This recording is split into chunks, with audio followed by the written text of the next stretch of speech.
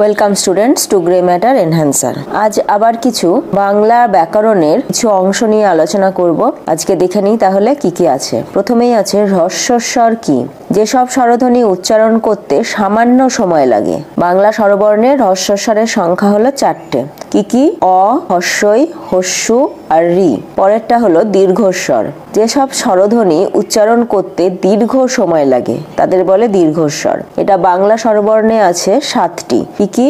আ, দীর্ঘই, দীর্ঘ, এ, ওই, ও, ঔ। নেক্সট আছে প্লুতস্বর। দূরের কাউকে ডাকতে হলে ইনিয়ে বিনিয়ে কাঁদতে হলে এই স্বরগুলো দরকার হয়। যেমন সতী মানে হচ্ছে দীর্ঘি, ওটাই টান ধরছে।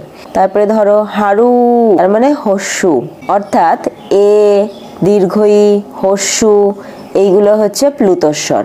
এরপর মৌলিক স্বরধ্বনি। যে স্বরধ্বনিগুলোকে বিশ্লেষণ করা যায় না তাদের মৌলিক স্বরধ্বনি বলে। কি কি আছে? অ, আ, হস্যই, হস্যু, এ, অ্যা, ও। এরপর আছে যৌগিক স্বরধ্বনি। এদের বিশ্লেষণ করা যায়। কি কি? ওই মানে ও যোগ হস্যই বা অয়, অথবা ঔ যেটা ও যোগ হস্যু বা ঔ, এইগুলো। এরপর আছে সানুনাসিক স্বর। এগুলোতে চন্দ্রবিন্দু আসবে। যেমন অয়ে চন্দ্রবিন্দু, যেমন সপে আয়ে চন্দ্রবিন্দু, আঁকা হস্যয়ে চন্দ্রবিন্দু, ইঁদুর এ চন্দ্রবিন্দু, হেঁকে ইত্যাদি। সম্মুখস্থ স্বরধ্বনি কি? কোনগুলো?